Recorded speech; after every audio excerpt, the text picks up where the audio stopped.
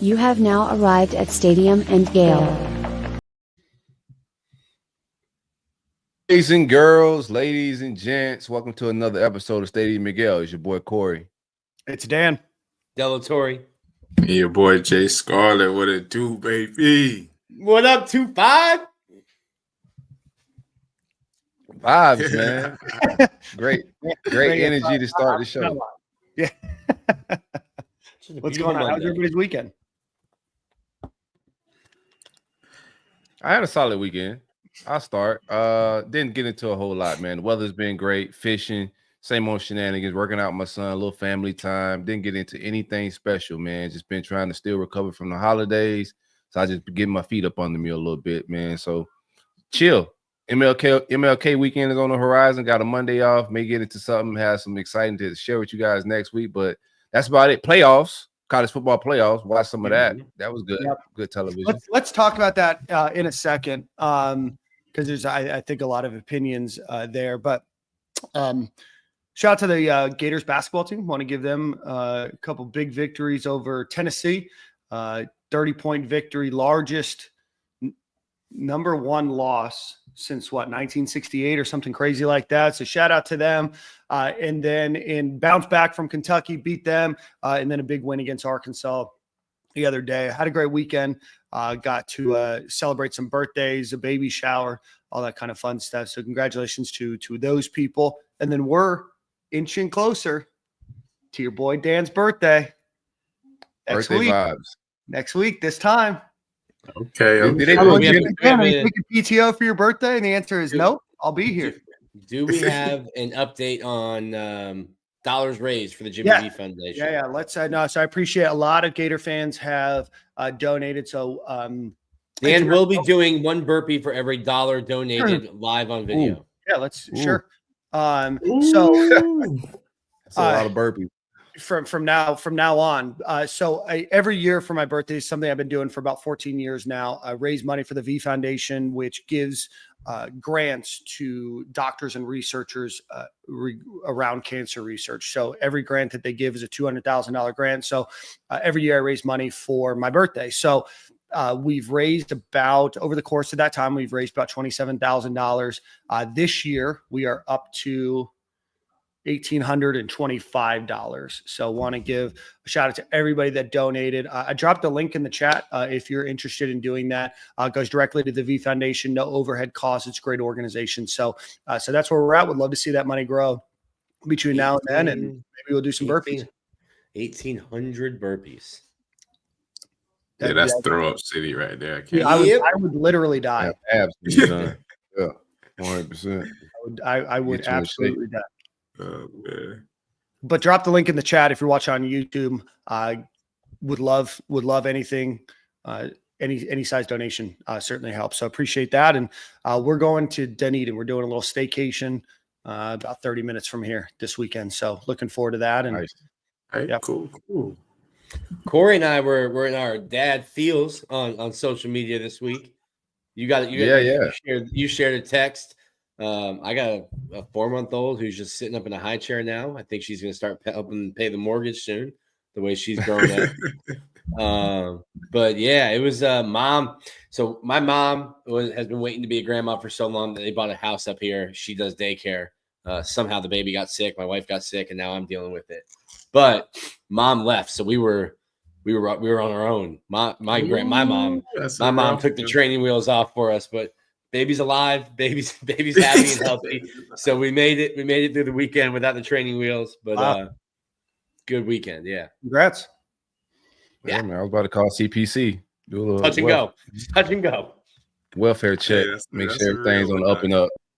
Especially if mom's had you feeling good the whole time. It's kind of just shocking to have it ripped away from you, even though you still do like most of the work. And I think she told me about it, but it was a shock on Thursday still.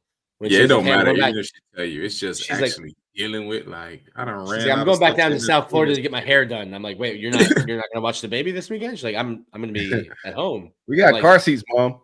Yeah, I'm like, you want to take her? Like, she hasn't seen Grandpa. She hasn't seen Grandpa in a week. She might want to see Grandpa. Yeah, man. That's good stuff, though, man. I had a pretty chill weekend, though, overall, man.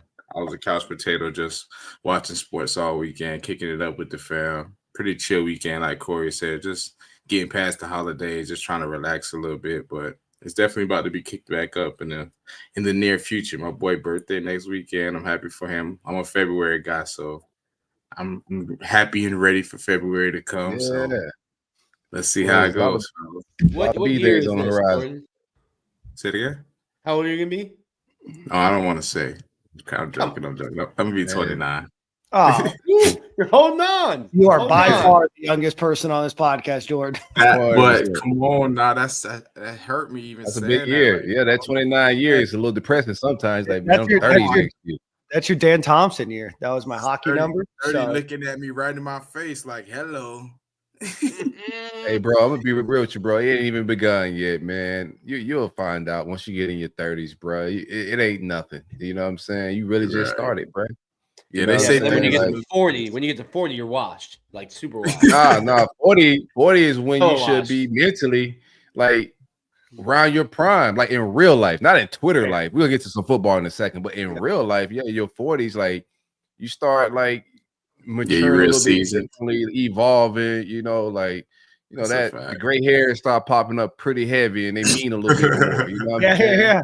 Unless you're They mean Nick. a little bit Oh, more. at 40? Early Okay, to cool. mid-30s. Cool. Yeah. Can't wait That's to why I look started forward to letting the gray hair. my 30s. I was still hiding the grays. You know what I'm saying? I hit 40. I was just like, I earned these motherfuckers, man. I gotta let. I'm sorry, man. Yeah, fuck it. My bad. I earned all these. I gotta let them ride, man. But nah, man, 30s ain't Nathaniel, dog. Like you just getting started, my boy. It's a lot more living to do. You're still young, man. Look at you. You were trying to hide, but I'll tell you what. Gator fans will find out. They will go back to your roster page. They will find out. Oh you yeah, were they're in high gonna school. find me quick. They're gonna know. They're gonna know. Ain't nothing but a quick Google search. Hey, did you guys see this comment from Mr. Marquise? My coach had a punishment called Around the World's 50 up downs in every corner in the end zone. I hope he's locked in. Ooh, that's child abuse. Well, here's one, and I don't know if Jordan ever had to do it, but rolling, it looks, God. it looks like fun. It looks very easy. Fun. You better like to They be would- drunk. You're gonna be dizzy. Yeah, they would put you at the goal line, and you just got to roll like a toddler, Yeah. all the way to the 100. Stop, turn back, roll again. You're just like, I what did the hell that are to they my doing? kids at Newman this year. Them boys are showing up to school late, not showing up to class. I'm like, Coach, you can't keep letting these boys slide. They coming out to practice late. I'm like, Coach, this is not it. We got to get some discipline right. He's like, you take care of it. I'm all right. After practice every time, Exactly. we're going 100 yards. Yeah. Every time if you a repeat offender, we going 200 yards. I'm making sure you do it. Them boys tightened up real quick. It wasn't no more lates. Everybody on time. I'll be real with you. So the first time I was told to do that, right? When I got in trouble, the first time I was told to do that, I was just like, I got to do this instead of run. Hell yeah, I'll take this. You start rolling, you find out real quick, bro. Like, nah, man, just give me some suicide, coach. I'll take them all day. I was late to one thing in college, and we had like 3.5 hour practices because I was late to morning conditioning. I had to do lunges from foul pole to foul pole during the 3.5 hour practice. Never missed. Was never late again. I know just them takes legs one. Miserable. Just takes one. I know them legs will shake it. Yeah, that sounds miserable.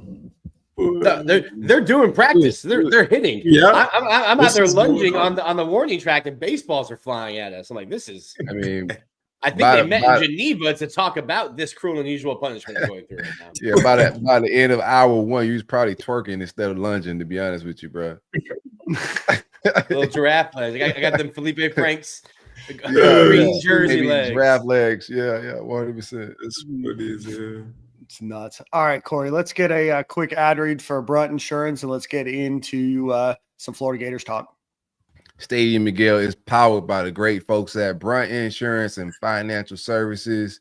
Anything you may need insured: life, home, auto, motorcycle, trailer, any other financial services. You know what I'm saying? Hit Greg up, 954-589-2204. He can take care of you anywhere in the Florida, from the Panhandle to the Keys, Southeast as well. It doesn't cost anything to get a free quote. That didn't make sense. The quotes are free. You can visit them on the website at bruntinsurance.com, or like I said, give them a call. Don't cost a dime. 954-589-2204. Greg, what it do? What it do, baby? I love it. All right, guys, let's get into some news here. Probably not the best news for Gator fans. Yeah, no, do smash that like button, right? I got fragrance, man. I appreciate you, brother. Appreciate you. Hit the like button, hit the subscribe button while you're here. If you're watching on X, Twitter, hit the retweet button. We want to get as many people in here and feel free to comment. Obviously, super chats will absolutely get you on the show if you make us laugh. But feel free to have your own conversation in the chat as well. All right, guys. So 2 pieces of news, 2 people that we talked about actually last week are not going to be in the Gator transfer portal class. That is UAB safety Austin Maddox and Charlotte quarterback transfer Deshaun Purdy. Austin Maddox had announced before our show last week on Monday that he was committing to the University of Florida. On Tuesday, he announced, I guess his agent had announced that he was going to be flipping over to Georgia. And then today it was announced, I guess yesterday the word came out, and then today it was announced that Deshaun Purdy, the quarterback from Charlotte, did not know that he would not be promised a starting job at the University of Florida. I don't know how you get that confused. I don't think it was the head coaches with that, nor do I think it's anybody that paid attention to college football in 2024. But Deshaun Purdy was released from his letter of intent. So I do, or his agreement. So I want to get you guys' thoughts on that. The Deshaun Purdy situation. Obviously, Austin Maddox never really made it all that far, but what are your guys' thoughts on the Deshaun Purdy fiasco? I honestly feel like. Go ahead, Jordan. I honestly feel like, as a competitor, obviously, and as an athlete of the game, like, you feel like maybe you can go in and compete. Obviously, you know you're going against a Heisman candidate potentially, like, so you know what you're going into. But to feel like then they kind of like, what's the word, I guess, kind of played me, I guess, because he thought he had a shot of even competing for the job. I felt like if you're a real competitor, you should really just go in there and let your game do the talking. Like, obviously, I'm not saying that he would play over DJ Lagware or start over him of any sort, but like, if you really just going in here with the big, cojones trying to do what you want to do, then go in there and be that guy. Show them that why you belong, and you belong at this university, and it should be a competition for real. You shouldn't be, they're not going to give me a chance, so I'm not going to be there. Just go there and compete, man. Just like, obviously, the transfer portal has ruined a lot of the competitions in college football and all the sports for real. But I feel like he should just have been a natural competitor and just came to the school and just try to fight for his job as best as he can. And if you didn't get it, you don't know how the year goes. You being a high caliber quarterback, I mean, you could have a chance to do something in a blowout, put some film up, do something like that. Or God forbid he gets hurt, you step in and now you potentially a Heisman candidate. You stepping in and filling in big shoes. So that's how I feel. I feel like he should have followed through with it, but hey, everything happens for a reason. And I think I go back to when Jack Miller got here. We didn't really know what AR was because we'd only seen him. I mean, Dan threw him in against that Georgia team, which I think had 47 guys drafted from the defensive side of the ball. We were all like, no, Dan, not this week. Don't do AR like this. But then you got this look in your eye from Jack Miller after the spring game when AR went off, and you're like, oh, I made a bad choice. I shouldn't have come here. I'm not going to win this job over him. I think it's one thing that the staff and the recruiting you tells you, hey, you can come in and compete. Listen, look, we had to play 3 quarterbacks last year. DJ's going to run the football. If he gets hurt, you're up. You're QB2. Now you're QB1, just like that. I think when it comes to enrolling and like signing and that becomes real, you're like, wait, did I just leave a place where I was starting to come here to be the backup to a guy that I am in the same class as him? Right. What am I doing? I think once it becomes closer and you're about to step foot on campus, reality kind of sets in. Yeah, I think, and we're going to talk about the reports that are out there. I know that there's probably discussions about tampering and all of that stuff. None of that is proven. So we're just going to go based on the word on the street, right? Like, I think, many of us can kind of put our heads together. I think it'll be interesting to see where he transfers to be indicative of kind of what happened there.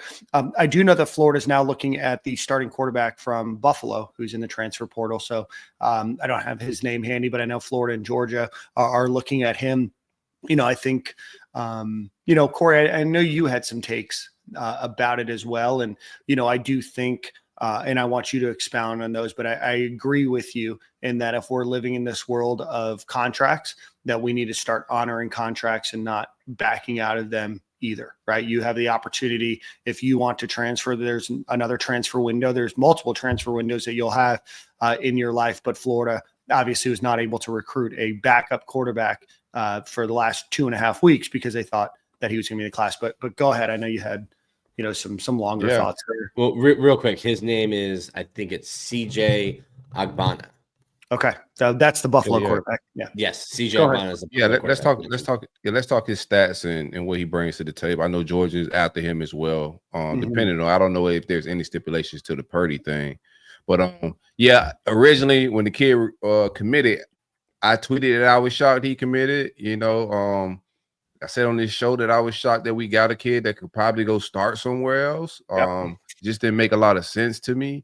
I was giving flowers to the staff because that was a good job of just selling backup quarterback. You feel me? Even I got some hits from coaches at USF and UCF, like programs like that said they was interested in trying to get that kid in the fold, and they couldn't even get him. And they was shocked that he came to UF as a backup quarterback. But Purdy is either lying or not self-aware. It's either you lying or you not self-aware. Like there ain't no in between in this, bruh. The only reason Napier still got a job is because of DJ Lagway. You imagine if he benching for some guy from Charlotte? Like, bro, you had no real chance at being the starter here. Everybody in the country know that you coming as QB too. Like you come in with one of the hottest quarterbacks in the Heisman odds. So you either not reading the newspaper, Twitter, and don't know who DJ Lagway is in the recruiting or quarterback world, or you just lying. And you got tampered. Some people hit you up.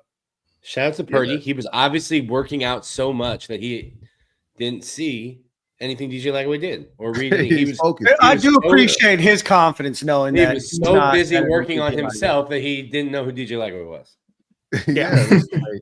That's like going to like Texas right now and hitting the portal afterwards and saying, man, I didn't know I was going to have a real job, a real shot at beating Arch Manning. Like, I had no idea. I had to get up out of there. Like, bro, are you not aware? So, I think they should. I'm with Dan. And I tweeted that. I think they should, like, these programs going to have to start holding these kids to contracts, man. He put the University of Florida. We stopped looking for a quarterback after we bring you in. Mm-hmm. Like, that's an important position for us. We're going at QB2. You committed to us. You signed the contract. There is no robbery and a fair exchange. Like, you knew what the deal was. You signed the contract. And then in that contract comes rules and guidelines on how you can exit the contract, how you can transfer. Once the contract is being entered into, man, these schools are going to have to start standing on some type of business. Or if not, then what's a letter of intent, a signature? Like, none of it means nothing. So, he's gone. Now we just move on. We got to find a QB2. I was shocked the first time he signed, you know. But you can't blame the staff for anything here. Like, people that are, like, having rants about the staff, I think they're out of touch. Yeah. You think his awareness rating takes a hit in the next college football? It's got to. It's got to be a 2. They need to have a website where you can do that. Is it 2 because that's DJ's number? Reports, situations that happened. Yeah. Awareness 0. We have a special. He showed up and was like, "Oh, DJ Lagway go to school here?" What? When? Once our guest gets video on, we'll bring him on. But here's CJ Agbana, the quarterback that is in the transfer portal from Buffalo. He was the starting quarterback over there. Goes for 2,300, almost 2,400 yards, 19 touchdowns, 5 interceptions. Also rushed the ball for 343 times. Most of those numbers don't make it seem like he's like a super, not that he's not mobile, but that he's probably a pass first quarterback based on what we're looking at here. But Buffalo went 7-8-4. So, but he's in transfer portal, like we said, UF and Georgia, probably amongst other schools, are looking at him. He's got Jordan hiding his head now because he used to have beautiful locks like that. Take me back. And so that's where Florida's at. And then obviously, to make matters somewhat worse, Austin Maddox, the safety from UAB, announced that he's going to go to Florida. And then the next day announced that he was going to go to Georgia. Think probably some dollars, right? Whenever an agent announced things, I just assume he's a Georgia kid too. Yeah, but I mean, I like the idea kid. that there's a greedy agent behind it all, Okay, yeah. Don't let me get in the way of you spending. No. Everybody on the internet right now is mad at agents because that one guy said that he takes 20%, which is egregious. And if you're working with an agent, you're a player. I know we have a lot of players that listen. Don't ever work at a 20% agent agreement, in my opinion. I think agents work like in the NFL. It's 3% of like contract, 2 to 3%. Yeah. But I think it's like if they get you a deal with Neutrogena. There's different media, right? Right. Then they would take something more like that. But yeah, if somebody is like, hey, I'm going to represent you and I'm going to take a quarter, unless that somebody is Uncle Sam, that's not someone you need in your life. That's fine. I'll give you 20% if you go get me a deal with Gatorade. I'm not giving you 20% if you get me a deal with the Florida Victorious. Yes. Do you know what I mean? I got me the deal. Yeah. That's an egregious proposition. You're like, you just showed up. What do you mean you get 20%? Yeah. You just made sure the contract was straight, man. But I got the deal there, buddy. You don't have to go find it. Mm-hmm. It's the collective at the school I'm going to, fam. With that, we do have our first guest. I think we're going to have a segment. We're working on timing with that one. But before we do that, let's give a quick shout out to our friends over at HomeField Apparel. Go visit HomeFieldApparel.com. Use promo code Stadium and Gale at checkout. About 25 or so different UF designs. They have some new jackets coming out. They've got the baseball pullovers coming back in March. A lot of retro designs always coming out with new things. So for the University of Florida, about 100 other schools, as well as the Indianapolis Colts. So if you're an Indianapolis Colts fan, go check them out. But again, that's HomeFieldApparel.com, promo code Stadium and Gale. And with that, we are going to welcome from Mobile, Alabama, number 22, La'Mical Perine, to the show. Mr. Perine. What they do. He's on mute. We're starting this with beef. Oh, what's good, y'all, boy? We're starting this with beef because I think I've known La'Mical a little bit longer than he's known Jordan. Remember we're meeting like a 16, 17-year-old LP, drove out to Mobile. Been trying to get LP on the show 2 years now. Jordan sends one text, and here he is. That's my brother, though, man. That's my brother. Jordan sends one text, and then here I am. That's my dog. My bad, Nick. He got my updated number, so it ain't. I got big leads. What up, LP? What's good, man? Good to see you, dog. Good to see you, bro. We didn't think Nick actually knew you. He was talking greasy about how close he was. He's like, I even drove to Mobile to see his family, and we hung out heavy. I'm like, obviously not heavy enough. Nah. Me and Nick go way back. He used to come down there all the time. Him and Andrew Spivey, they came down there a lot. I forgot about Andrew. Wow. Spivey was a big Bama boy, man. Spivey was hyping you, Tony, all y'all boys up big time before y'all even committed. We definitely had a Bama pipeline running through there. Yeah. What's so crazy, bro? I found out by Buddy, you feel me? I think it was through Drew Hughes. Like he told me, he was like, man, I'm gonna get one of my guys to come down there to Mobile, Alabama, and then I'm gonna get him like to film you and do stuff. So I'm like, he do like fat chubby dude, like, good people though. You feel me? Like good people. Yeah, solid. Yeah, you feel me? Like he just came down there, he was recording me and stuff. But I'm like I don't know who he is. Like, he just started introducing himself, like I'm Andrew Spivey and stuff like that. We ended up building a relationship. He was cool. Like when I was at Florida, so I mean, good people. He's got kids now. Yeah, I've seen that. I got kids now. You got kids now. Everybody. Not everybody, Jordan. Hey, life be life. Don't put that evil on me. For real. Life be life, man.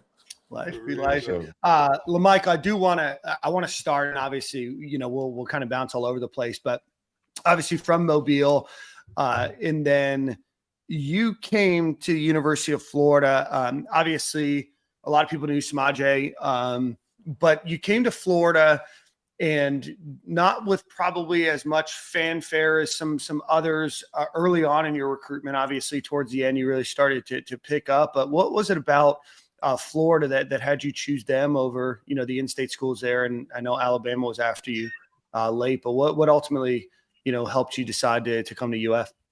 Well, one of the first things I went down there like on a for a camp. Like they had like a 4 or 5 day camp. So me and my dad during the summer, we just sit down, we go we be like, man, like what schools you want to go to? Like what schools do you see yourself going to? So I was like, man, like Alabama. Always Alabama, of course. I never liked the Auburn. I never liked the colors. Like I was always Alabama. If I was gonna go in-state school, it was gonna be Alabama. But so I end up like we sit down, we go over everything, and I wrote down Florida, Alabama, Florida State, and LSU, and there was a few more schools. So I was just like, I'm gonna try those schools out. And then, like, I ended up going to Florida, and I was just like, man, it was just the vibe was just totally different from Mobile. Like, go down there, you got palm trees, the vibe was just different. Like, I ain't never seen nothing like it. So it stuck with me early. So I was just like, man, in the back of my head, I'm like, man, if I can get an offer here, I'm gonna try and go there. So, shit. How much of it was your host? Oh yeah, I mean. We getting there. You feel me? We getting there. Okay, sorry. I skipped a couple chapters. You asked me how did I end up at Florida? Like this how it happened. My bad. So you guys are real pro, La'Mical. Yeah. So we messed around. I ended up coming down there. End up seeing Drew Hughes. Like I was working out. So then shoot back. I end up. What happened? I end up getting an offer. But I'm like, man, damn. I'm like, this time I ain't really had that many offers. So I'm like, man, Florida, this is my first major big. Like I had Mississippi State, but I'm like, this is my big school. So I'm like, man, this school I really wanted at the time. So I'm like, I'm gonna go and jump on it. Wow, connected.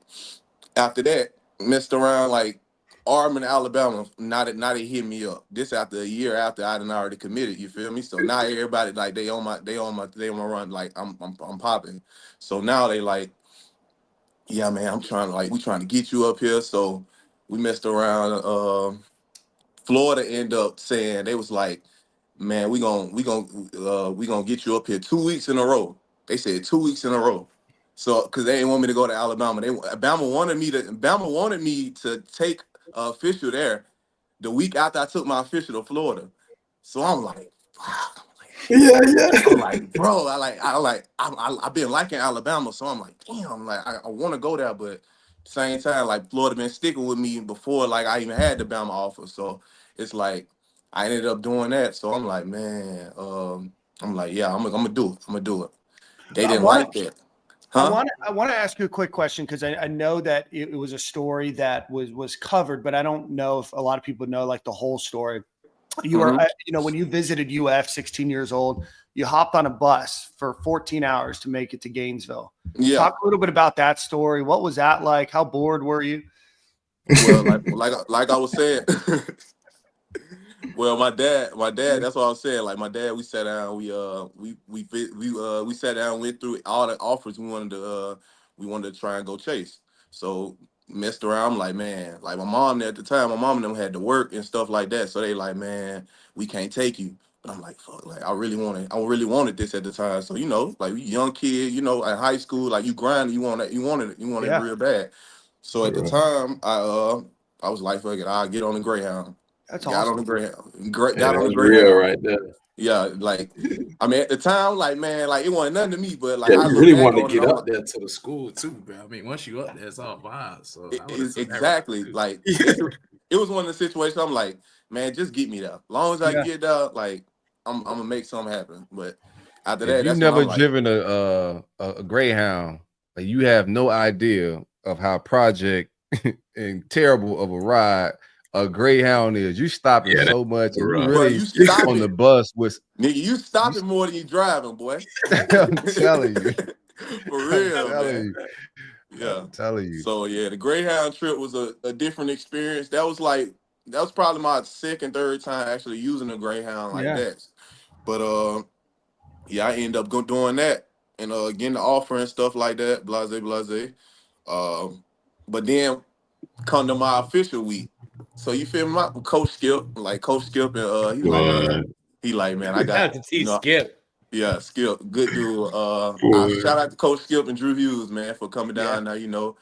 Getting me, man. That was they played a big part in me coming to Florida. Yeah, Hughes ain't played by his Bama boy. Yeah, so he took good care of us when we when we came down there. Made sure we was good. Made sure my family was good. Like it was good, man. So they made us feel comfortable. So I'm like, like I ain't thinking about when I got down. I'm like, I'm not thinking of no other school. Like I'm not even thinking about nobody else.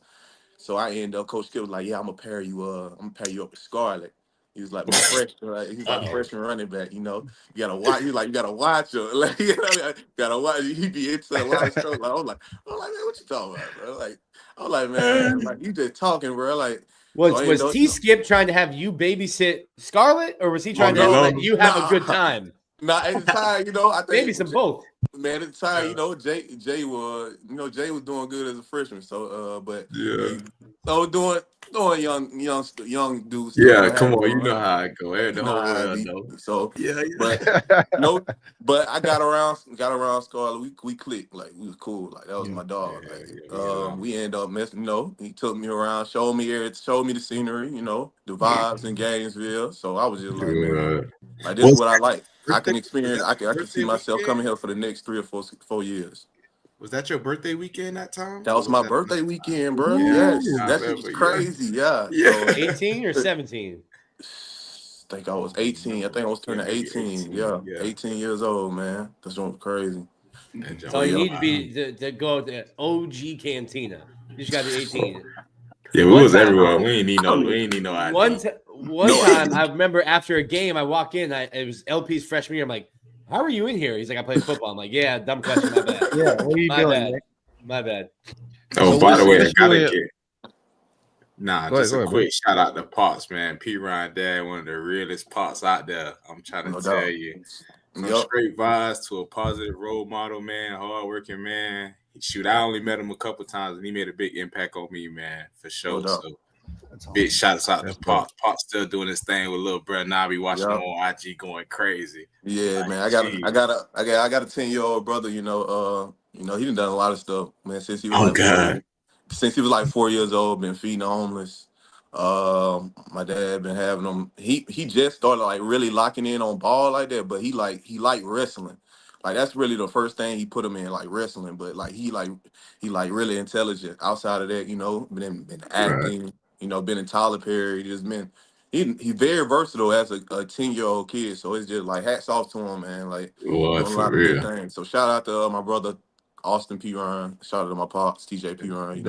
Doing a lot of good things. Getting his LeVar ball on, bro. I like man, it. He ain't playing. He ain't playing with it though, man. He take it serious, like for real. So it's major, man. That's cool.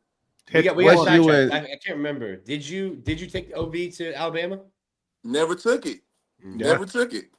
I thought about it. I definitely thought about it. It was in my. But the thing about it, what had me so pissed off about Alabama, bro. Like I went up there so many times, like before, like this before just I down got the road. The Florida offer. I'm talking about, bro. I'm up there more than the commits. Like I'm like, right. I'm going to all the games. That shit only like 2.5 hours from my house. Right.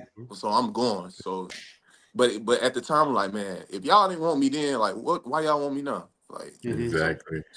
So I end up sticking with Florida. What's your relationship with Kadarius Toney, another Alabama boy that ended up coming? I know there was some Bama pull towards the end for him as well. Them trying to get him to flip over. What was your relationship like, and what was the conversation like during that process? At the time, me and KT, I had played KT in like high school, and I knew about him then. Like the buzz was crazy, but he played quarterback, so it was tough. It wasn't a receiver KT, which I was now. I'm like, I'm sitting at quarterback with the ball in his hand every play. So when I first seen him, I seen like before I ever played him, I seen him. I'm like, bro, like this dude from Blunt. I'm like, bro, whoever this dude is from Blunt, dog. Like, I ain't never seen nothing like. I never seen nobody move like this in my life. For So I real, watched him bro. in the game. I'm like, bro, he like this dude is ridiculous. So I come back. I'm talking to everybody at school. I'm like, bro, whoever the dude at Blunt is, bro, whoever get him, He's nice. don't think he'll lick. But I ended up connecting with him. Like he came down there a few times at Florida, like for camps and stuff. So I know we caught the vibe. Andrew Spivey was real tight with him too. So Yeah. like it was like a pipeline, like Drew Hughes and Jeremiah like, Moon, like all those guys. So it was like a pipeline. Ciante's a little older though. He was a Bama boy. Ciante was a little older. Ciante was no, but you had Quincy. Quincy was from Mississippi. Yeah, but Juwan Taylor, those few guys. Hey, Mack had that. Mack and Drew had that Alabama pipeline. They had it. It was major then, man. But shout out to Coach Mack. I know he retired. I think he retired now. Yeah, I think he retired. Shout out to Coach Mack, man. Coach Mack for real. We were just talking about a couple weeks ago. We were just talking about when he lit into Kelvin Taylor's ass on the sideline. What did he do? Like a cutthroat or something? Yeah. That was like Matt was wilding, man. He went nuts. Yeah, Matt was wilding. He was tripping a little bit. Yeah. Hey, I want to. So if you was to take me back, if you was to take me back, Pete, give me your top 3 games as a Gator. Like, what's your top 3 memories as a Gator? Or top 3 games that you like, anything like that, or favorite runs, anything in that ballpark. And what do I say? Like top 3, like games or like just plays. Either one. Mine. After you say yours, we know. Everybody knows. Everybody. He don't know. Yeah. He don't know. If I had to say like games, games, like outside of plays, I'm like you gonna say games. LSU my junior year, that was lit. Yeah, I like LSU. One. That's my number one. I'm gonna say that's my number one, just like atmosphere wise. So it was what 2019. Yeah, 2019. Nah, it was 2018. It was 2018. Oh, 18. You're right. Yeah, with Joe Burrow. We beat Joe Burrow. Joe Burrow, they came to the swamp. Bree Stoops. Stewart walk-off. The walk-off. So but I'll say after that, I'll say Arbor, my senior year, 2019. I'll say my third one would be third one I'll say Tennessee. My sophomore year when we beat Felipe Franks. That was just crazy. Yeah, that was a crazy. That game was wild. Like it was turnover after turnover. Like it was back and forth. Just it was really a bad game for real, to be honest. Both sides of the ball. Like it was bad, but just for us to like have that little time and be able to like make a big play was crazy. So you never lost to Tennessee. My freshman year, we lost. Yeah. We did. We lost. My freshman year, we lost to Tennessee. So that was crazy. That's when they had Blake, the nigga coming off the edge. I'm going back. I'm trying to remember. So it was you, Malik Davis, and Darius Lemons, right? All in the same class? No. I came in, but I was in the class by myself. They came right after you then. They came right after you? And then it was Mark Thompson and Jordan Scarlett. I mean, that's a heck of a room. I mean, well, we had a hell of a room. Yeah, that was another thing. I'm like, man, like I know, I'm like they was big time recruits. Mark was like the number one JUCO running. Yeah, them boys. That's who came in with you, I think. Was it? Yeah, Mark came in with me. That's who came in with Mark. Gotcha. So Mark, man, I'm like, man, he's a big dude. I'm looking at Mark Thompson. I'm like, boy, this nigga here look like the next real deal. So what you thought when you seen Mark Thompson show up with his hair dyed? Like, what was y'all boys saying? That's when he goes, you know what? I think my spot on the depth chart's okay. I think I got him. No, man, Mark had all the talent in the world. He was crazy though, boy. Nah, for real though, bro. Crazy, like for real. But if you ever turned on the tape, he was really like that. Like, catch out the backfield. Sure. He can do everything. Everything. Hurdling dudes, like he would really have you scared. Like, for real. He was good back though. I don't know, man. Yeah. But all right, let me give you my favorite Gator moment from you, real quick. So my moment before we move on from that, bro, Auburn game. which is famously known because I went viral. Like the camera hit me, bruh. But for a different I had, the tailgate was big for me, right? That game. So we tailgate big. We hung out. I was actually with Ahmad, Major, the Vices was just everywhere. Oh, you know was what I'm saying? vibed So I out. go in the You was game. vibed out. I was vibed out. Hey, I was vibed out. The Vices were up 28-0 in the first quarter. Yeah, the Vices had me on the ropes, to be honest with you. So I was extra chill. Like the stadium was full of anxiety, but it was piped up. Like that was an exciting game, bro. And I remember we just couldn't break a run. And I was like, the people I was sitting with, Chloe, and at the time I was with TJ. I kept telling, I was like, bro, if they just keep running the ball, like P-Ryan gonna break one. And I was just super chill. Everybody in the student, the first time I ever been in the student section, it was crazy as hell, man. Nobody's sitting down. The devices is beating me up. I can't sit down because I'm not gonna see anything. So I gotta stand up. I was like, man, P-Ryan gonna break one. That next play, they hand it to you and you break. I'm talking about it went stupid loud. Loudest I ever heard the Swamp. Yeah, it was crazy. stupid loud. Yeah, that was my ears went numb. Like everything went numb. That was crazy, man. Picture. That was crazy. And then the picture, the camera's pan and they catch me just everybody around me going crazy, and I'm just standing. No, like the play. He's just lost. He's just lost. Yeah. I took it. Hey, but that was a good game, man. Like, what's that like though when you break a run like that, man? Like, do you hear the stadium that loud like that? Nah, no, you not at the moment. You don't really hear it. Like, you don't hear it until like I ain't hear nothing until I got past the last dude. Like once I got past the last guy, I'm like, oh shit, like it's nobody, like nobody else. That's when I was like, I hit a crowd. So I just started looking at the jumbotron, then just started running. But it was crazy though, man. I look back on it, I'm like, man, that was a big moment because I made a statement. I made a statement. I did not know I was gonna live up to. I was like, I'm gonna make Auburn remember that. Like I'm gonna remember this. Like I said, because we wrote the hell out of that like SEC Media Day. I said I was like Auburn. Like they were like, yeah. At the time they thought I wasn't on running back. I mean they didn't really think I was that fast like that. So they didn't want to give me an offer. I went up there. You feel me? They was just like, you just went our type of running back. So I'm like, so. Come SEC Media Day, I was like, man, I remember all that when we played Auburn because we played them 2019. So that shit ended up happening. So I'm like, damn, I look back on it, but I end up standing on my word. So I'm like, it was just crazy. Like I wouldn't even like at the time. I'm just speaking from the heart. I ain't know it was gonna come true. You know what I'm saying? Right. Just, hey, that's real right there. Well, manifested, my brother. No doubt. Yeah. Against the home team too. Show them boys. It don't get no better than that, man. How much family was in the building for that one? You had a lot of Bama family in there for that one? Oh yeah. My mom, my pop, stepdad, mom, like grandma, everybody. Like we had everybody. That one thing, the one thing about it, like we was like 5 hours away from Gainesville, but they always showed up. That's one thing I can say. They always showed up. So that was like major. Like so the support was there. So that was like it was emotional for my pops though. He was like, yeah, man, like we don't I don't forget nothing, man. So that was like it was just made me like, man, just thank God. So that was what I did. You feel me? Like went down in the end zone, prayed. Like that was a big moment for my family, just because we stood on business. So it was just that was major. Already. From the media side, we wrote it when he said it in Mobile or where is it? In Birmingham. We wrote it like Monday of the game because he had said it about Auburn.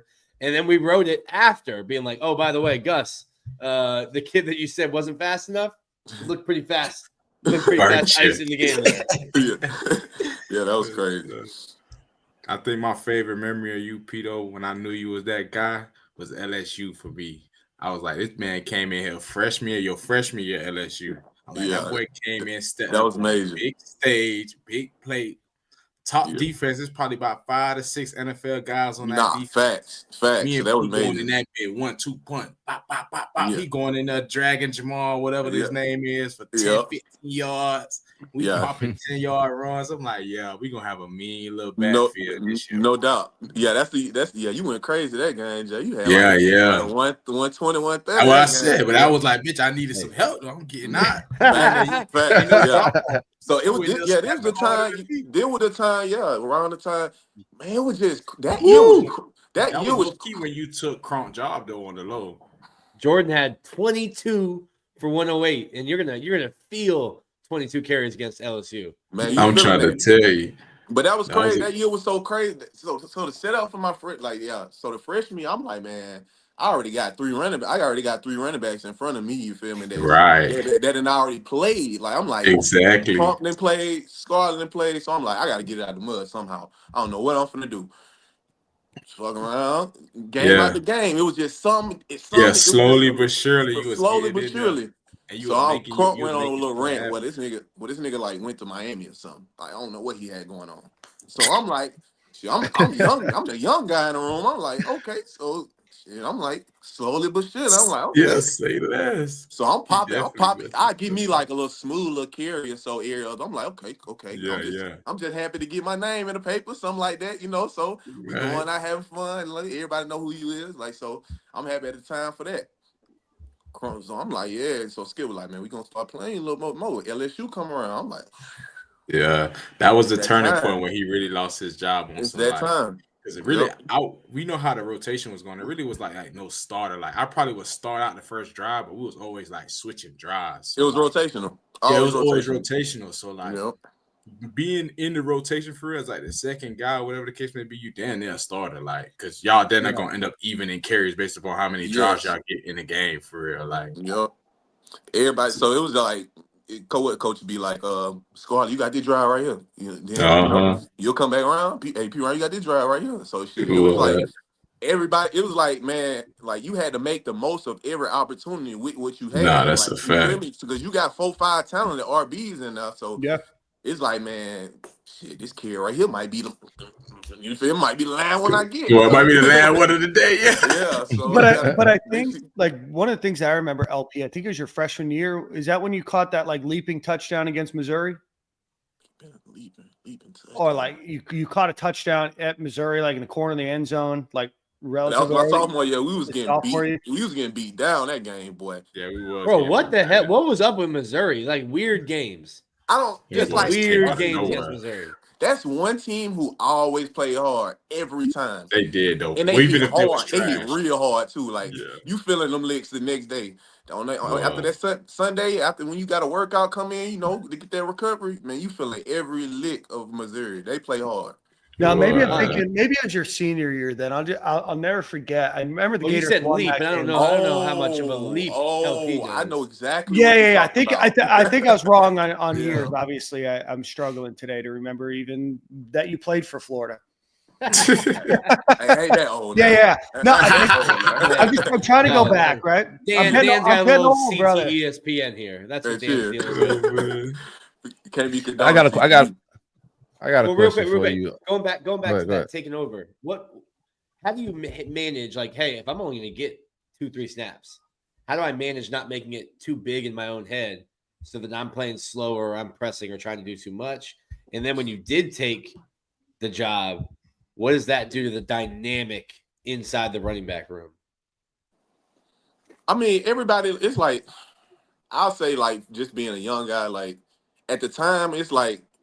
I understood it, like being a young guy coming in, with guys in front of me. So nowadays it's just like the patient level for guys is like real. It's real small. You know what I'm saying? With that NIL stuff, so it's just real small. So around that time, I'm like, man, I wasn't even like thinking about transferring. You got to sit out, do all that, but man, if I look back on it, I wouldn't change it at all. You just got to have a certain mindset to go in there. Like I'm at the time, like shoot, I'm really living my life. You feel me? Like this is what I wanted to be. Like, I wanted to be at Florida, at a top 5 school, top prestigious school. It's a Power 5. Like it's a big school. Yeah. I meant more like what did Jordan how did Jordan take it? Kronk, not Scarlett. Shit, man. He was out of there. Yeah, he was out of there. I'm going to say the freshman. Hey, but he wasn't as out like a Darius was out. It was a different out. Darius being out was a whole different story. That was different. Yeah, Lemons was damn near like he wanted out. He crashed out. He crashed out. The wrong time though was the wrong time. It was after a loss. No, we lost, didn't it? Yeah. We lost that game. I think it was a blowout win, cuz he got. Yeah. No, it was a blowout win because they put him in for a QB kneel at the end. And that was the only play he played. And he was like, no. But wasn't there something like the week before? That wasn't like he just didn't randomly quit. There was something else. I think it was to Kentucky. He got mad. We lost against Kentucky. I remember he lost. But we was like, we lost Kentucky. I'm like, man, this ain't the time right now. Like, this ain't the time. Nigga just like, man, like, Coach trying me this and that, like doing this and that. Like, but he been having problems. Like Coach Knox been at him now. Yeah, like, Coach Knox been on him. Like one thing about Coach Greg Knox, bro. Like I look back on the night, boy. Like he did not tolerate a lot of stuff. Like when he first came in, like think about it, bro. I had 3 different running back coaches. I had Skip, I had Jawan Sider, then I had Knox. So he coming in, nigga. This my junior year. I'm like, bro, I ain't trying to hear all I ain't trying to hear your ass right now. You better go to class. You better go to class on time, nigga. You better make sure you on like really locked in the ball. Like this school, college. You finna come here, get your education, and you finna play ball. He don't play, boy. Ain't just NFL. Don't be 55 seconds late, boy. You out, bro. You You can be a minute late for a class. He's calling your phone. So that was he got the class schedule like that. He was on it. Put Coach his Knox time in us, bro. He was not playing. It was never gonna be his group. That was his thing. My group ain't gonna be the one embarrassing me. Hell no. doubt. I remember when but at that point, LP's like, bro, I don't know you. I'll probably have another guy next year. The way things are going. I'm blowed at this time. Like at this time, I had 3 different running back coaches, and he coming in trying to lay down these crazy rules, but. In the grand scheme of things, like it helped me out later down in life. Like it really helped me out, like doing the NFL. Yeah, for sure. So it made me understand a lot of things more, like playing special teams. Like I really ain't know nothing about no special teams. Yeah, you know what I'm saying? Like that's a lot of guys don't understand. Coach Mullen really instilled that in us because I can't lie. Before Coach Mullen came, none of the running backs was on special teams. We used to lie during special teams period. I might be on kickoff return in the back, maybe. Yeah, but other than that, once Coach Mullen came, we was on punt return, kickoff. We over there covering kicks. I'm on kickoff.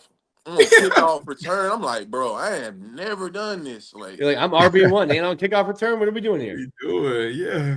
I was still on punt at my senior year. That was crazy. I was still on punt. I mean, what was your thoughts when you saw the what everybody thought at the time was Coach Mack on the shark on the boat? You thought that was Coach Mack? Nah, you know what? I at first I did. Bro. At first, but then no, you don't even say that publicly. Don't even say that publicly. We all did. I did. I get it. I love you. Mack did not find that funny. Coach Mack, I love you. But that was a crazy Photoshop. That was a crazy Photoshop. That was crazy. Coach Mack, I forget. I think it was Edgar brought it up at media days, and like in a lighthearted way. Mm-hmm. And Mack went like atomic, like he did on Taylor to us. We were like, okay, we're done asking you about this picture, dog. Never again. No doubt. He'll give you an entire thesis on peanut butter and jelly sandwiches, but you ask him about a shark, and that's too far, huh? That was crazy. What was the practices like? Because we get a lot of talk from Nick and the guys, a lot of dudes, even Zach Alberverdi set me up at those times and said that Trask looked better at practice. Like, what was you guys' perspective with Kyle Trask and Felipe Franks? Good question. At the time, you know what? At the time, how many quarterbacks we had? We had like 3 or 4. Revolving door, brother. It was a time where it was Austin Appleby, Felipe, Del Rio, Franks, and then it was Kyle Trask. So I'm just like, but we used to always like Trask was just going like with the like practice group. Like, yeah, he was at the bottom of the barrel. But he always just had like a nice catchable like pass. I'm like okay, boom, like catch and go. Like it was just always nice, and it was just at that time I'm like, man. But it was one time like we messed around and I think it was like QB battle at the time. it was a real QB battle going into my senior year. Like going into my senior, it was actual QB battle. So then I'm just like, damn, like Kyle good too. Like Felipe's good, but Kyle's good too. So it was like it was kind of like, but then Kentucky game my senior year, like he just Felipe like snap. he's like Felipe. One thing about Coach Mellon, he always ran the quarterback, no matter who the quarterback it don't matter was. who it is. He was not shying away from the 16, the 17 power. He's not shying away from it. So at that time, Felipe, we run the same play, 17 QB power. He gets the ball, they ball him up, wrap him up. Then Kyle Trask come in. First 3 plays, we just getting it out fast, just filling the game. But it's like I'm like, damn, like, he making it easy. Like we fight for yards while Felipe and Kyle Trask come in like just First easy. down. Yeah, So then after that, that's when I'll say like we really started becoming a spread heavy team once Kyle got there. So then like a lot of guys was able to showcase their talents like Van that's a Jefferson. fact. That be Like, loaded. That just Trayvon Grimes was nice. Freddie was nice. Tyree was nice. It was just a lot. Kyle Pitts was nice then. Like it was just so many guys like in that receiver room was able to like showcase their talents like a lot more. I just feel like once Kyle got in there, it was just clicking. It was just clicking. He just tell me if I'm speaking out of turn here, but Kyle didn't have he wasn't like assertive enough. Like he didn't command it enough. And I think not that he didn't care, but it always felt like Felipe just had at least more support in the locker room. Like he was kind of just more of a guy, like Kyle Trask. Oh, he enjoyed drinking his beers, but was quiet. Wasn't like kind of quiet. Yeah, he was always a quiet guy. Yeah, always a quiet guy. Felipe more outspoken. He a rah dude. But he's passionate. Like that's the thing I liked about him. Like I liked about quarterback. He was real passionate, and it won us a few games. I'm not gonna lie, it won us a few games. Like Peach Bowl game, Michigan. Like he balled. Like it was like a lot of games. Like it all started when he told everyone to shut up versus South Carolina. Too. Then he balled out. The rest of the year, he balled out after that. South Carolina, that's probably one of my top 5 games. I say top 5. Yeah, that was a good one too. Everybody had a game that game. Everybody had a game. Yeah, it was all. Yeah. We started off real bad. Second half, boy, we went crazy. Turned up on it. We had 2 RBs go for over 100. We had KT went crazy. Like it was some good plays. It was a good day. Game. Good game. It was a good day. I want to hear your thoughts. Like, obviously, there was a lot of Twitter buzz and just internet buzz about Felipe Franks. Obviously, he ends up quieting the crowd, and I'm sure there's like more to it than that. But like, how do you guys deal with that in the locker room? Like, things aren't going well. The internet's upset. They're adding you at things. They're commenting on your Instagram or Snapchat or whatever. Like, how do you like push that off to the side and stay focused? Like, how much does it get to you? Because like as a human, I imagine it sucks, but it's in college. It's tough. I ain't gonna lie, because that's your first time realizing, like, damn, like if somebody has an opinion about me, like, and they can voice it on the internet, like they really want to, like they can really voice it. So that first time you get that dose, that first time you get that dose of that, first thing you think like he attacking me, like I'm getting attacked, like that's how you feel, right? At the time you like over time, you get throughout, like over the years, you be like, man, like it's just people talking, like, like I just got to keep going out here proving them wrong every week, every single week, and as you get older, you get used to it. I feel like you just get, but when that first experience of it is definitely an eye opener at a Power 5 school, because everybody watching your every move. You getting whether you're doing good or bad, literally, good or bad, like everything. T. Riles rolled up on Silk one time. Really? He said, "Hey, I've seen it was good vibes though. He was cool about it, man. Me and him was actually cool after it, but he definitely rolled up on me and was like, "Hey, bro, them Burger King hand jokes, bro. I've been reading them." That's wild. But then he just told you like, "Hey, bro, they funny, man. I'm just giving you a hard time." It was all love, bro. No doubt. I had another question. I'm forgetting it right now. Go ahead. Somebody else jump in. I can take you off. I know we've been on long Gator Talk. We're going to definitely stay on Gator Talk, but I just want you to let me know, how was your Super Bowl experience, my nigga? biggest blessing ever. Man. Like I can honestly sit here and tell you, I'm still jealous, nigga. Man, man, you know what, bro? It was, I ain't really get to like play as much as I wanted to because For sure. it was just crazy. But far as the experience wise, like it don't get no better. Like, Right.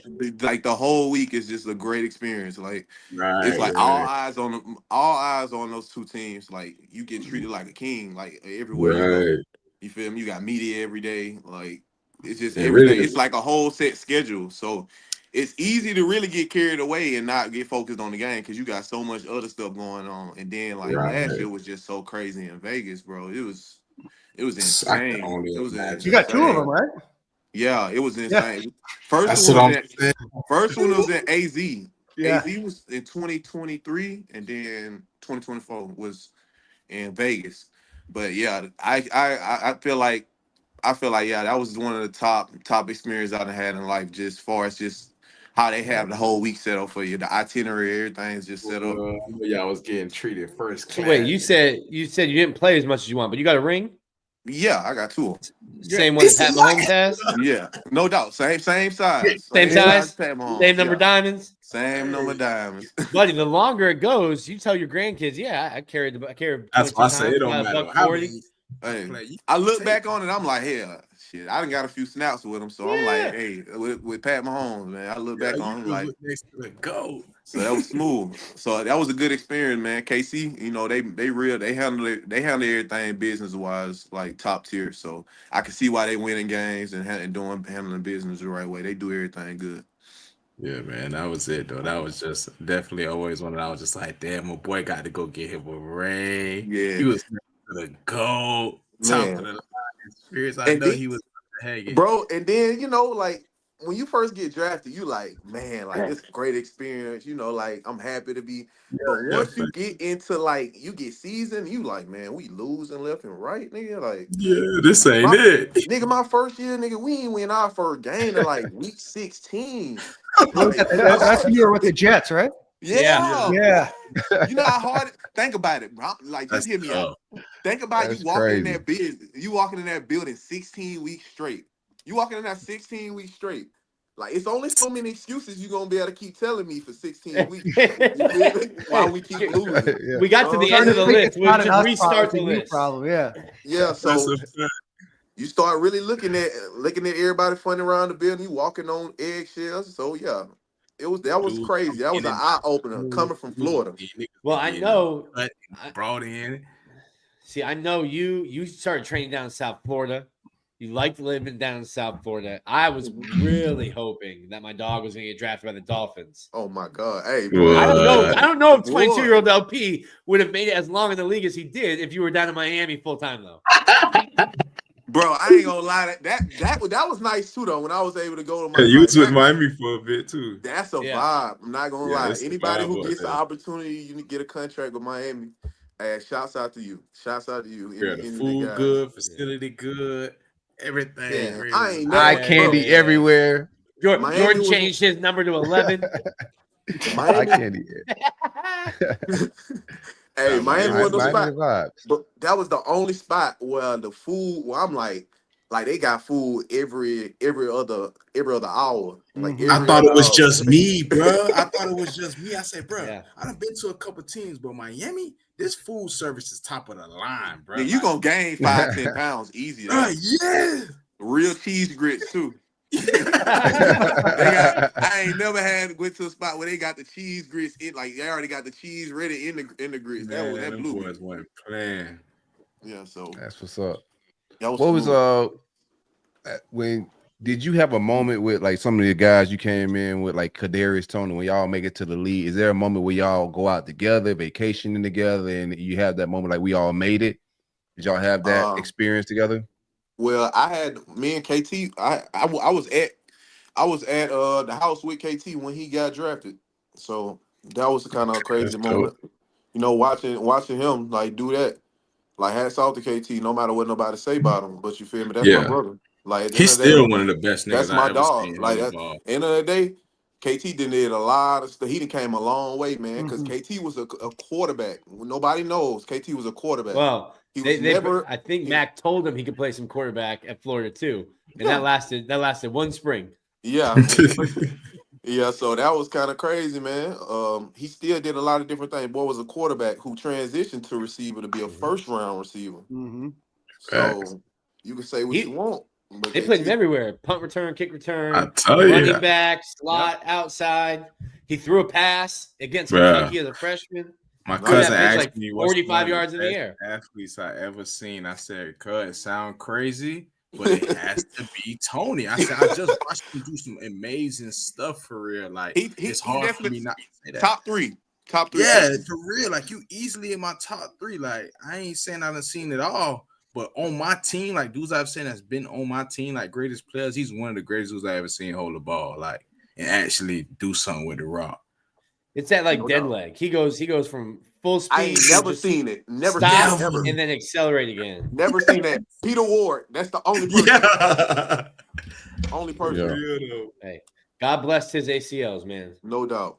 Yeah, there was a couple times I thought he was done. Like a couple changes of directions and he got hit. I was like, man, there's no way. That Florida State game. That's that Florida like, State shit. I'm looking at his leg. I'm like, how the hell? So, there was one in South Carolina too where there was like 5 guys running right at him, and all of a sudden he's just gone in the middle. You're like, wait, how? His senior year.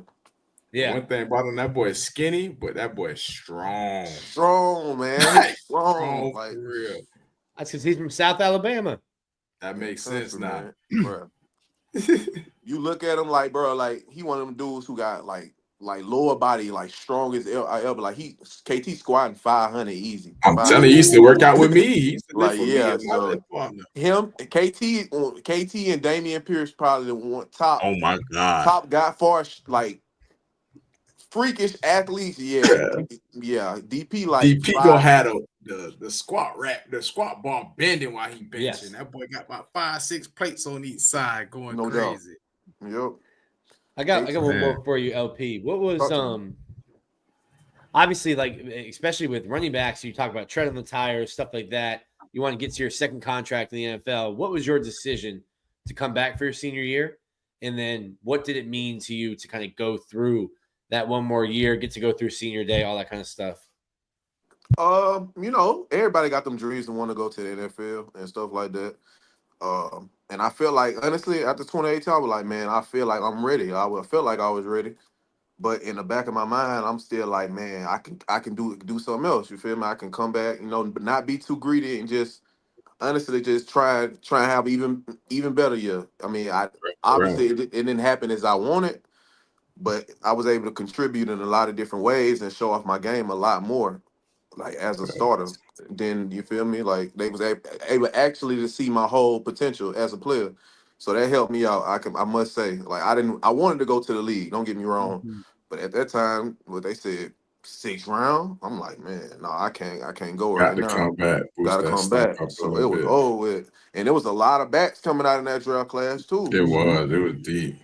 And at that time, I'm just like, man, I still can get more to the game in college. So came back, everything was set up for me though. Like they was like, man, we're gonna do this and this for you. We're gonna make sure you ain't on all the special teams. Like you gonna be straight. Switch my number, do all that. Like I'm like, man, okay, let's do it. What? So I was good. The setup was smooth for me, just transitioning. Then, so at this moment, like Coach Knox be like, man, every day he'll just be like, your ass better put this suit and tie on, boy. You better make sure you're ready. Like that's what he was saying. You got back for your senior year and you're like, damn, you're still here? Yeah. It was crazy. So he would just make sure I was like handling everything, make sure I was straight. So it was coaches coming out there every day, talking and doing blase. You know how it is in college. Like the setup is too different. I got a couple for you before you get out of here. You had 4 different running back coaches. Which one was your favorite one? 3. Skill really wasn't like detail wise. I'm talking we talking about coaching, making drills and all that. Like that involves coaching as well. So I'm gonna say Coach Sider. Coach Sider. Yeah, Sider. Coach Sider was good. He real detailed with his drills. and it showed up on film. So a lot of stuff that he was doing with us, it was like, damn, like it actually worked because we've seen it on film. Coach Knox was pretty. He had a lot of nice drills too. Nice drills. Sure. And Coach, I can't lie, Coach Knox kind of made me a better student of the game. Like, film wise, like he actually taught me how to like read the D line and like when my reads at, et cetera, et cetera. I really got to grasp the concept of all that with him. Like, Skip did a good job with like pass pro and all that. I got the basics of it, but I feel like Knox was on us. Like, we ain't never have a coach like every other minute that boy calling, hey, Perine, what we got here? Hey, Pierce, what we doing on this one? Like, and making us get on the board, like, and it was spot on when you go into the combine. When you go to the combine, it's spot on. Like, the coach be like, go get on the board and draw me your favorite play and put up a defense. And that's what Coach Knox was doing, bro. That's the one coach I can say who got me ready for the NFL. I can say that, but so I say Sider, Knox, and Coach Skip. That's what I say. My three. What was Skip a defensive guy? He a linebacker coach. I ain't like that's when I was like, man. Coach's son. Like Skip could do a little bit of everything, man. Yeah. So it was like, once he went to the linebacker, so I'm like, I'm thinking he finna coach me the whole time I'm here. You learned real quick the business of college football. Quick. I'm like, okay. He all in it. That was different. What was the vibes like when you guys are on the sidelines and you see at the Florida State game, you see Kodak Black on like pull up? That was lit. I ain't gonna lie, because we ended up seeing our thing. We was already up, whatever. So he ended up coming out like we came out last minute, like we was already up. So they taking pictures and everything with him on the sideline. Sure, we get back in the locker room. He lit with us playing the music. So that was kind of like it really showed us like. Kodak, he like fought with Florida, like he fought with Florida heavy. So it was just like, that's major, man. Like I don't like Florida State at all. Like that was major. It's like you come to the Florida and Florida State game, and you pick Florida. You know who on top. Yeah, he made a statement with that one. Yeah, kind of on that same page. What was that Hurricane game when the game with LSU that got canceled? They said y'all were scared to play. They weren't going to come. You had to go at the end of the year. Because Mack was like pissed. He was hot. Like, that's when we went to Death Valley. Yeah, that's when we went to Death Valley. Yep. Wearing all orange. That goal line stand at the end. Man, that was a crazy moment. Coach Mack, they can say what you want about him, but he can recruit and he won some games. He won some games. Like he left some good work. He left some good work for Mullen for sure, man. He did. He definitely did. Hey, shout out to Coach Mullen, but now Mullen left mid. Coach Matt got you them dogs. Coach Matt definitely had him with the dog. What that boy said? He said Coach Mullen left mid. Mullen left a lot of mid when he left. He set us back 2-3 years with. Listen, so I said this. I said Dan came in and won early with Matt's guys. And then he had to coach the guys that he recruited, and it fell off quick. But I can't lie, though. Mullen did elevate our offense. Our offense. He did. X knows he's brilliant. Our offense used to be so predictable with Coach Matt. We run, play action. The ghouls be in the flat. That pro style. Yeah, like. That pro style. Hey, how true is this? Now, I want to get a little messy here, bro. So how true is this? There's a lot of rumors, man. I'm here for the fans, right? How true is this, man? I heard that like from just a few recruits here and there that when they went to Mack's house, there was a lot of Alabama stuff in his house.